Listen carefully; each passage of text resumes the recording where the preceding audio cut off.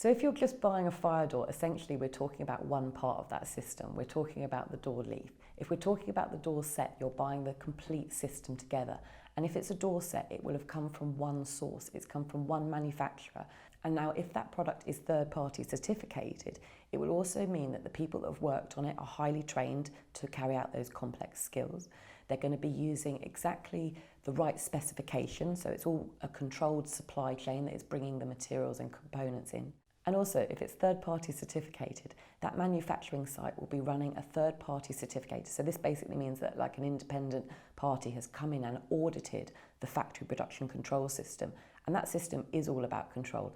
The right specification, the right level of workmanship, the right labelling, the right traceability, even down to the right installation instructions being provided with that door. It's all about demonstrating that this product is fit for purpose when it's sold, and allowing our customers to ensure that they can maintain that product as fit for purpose throughout its life service as well.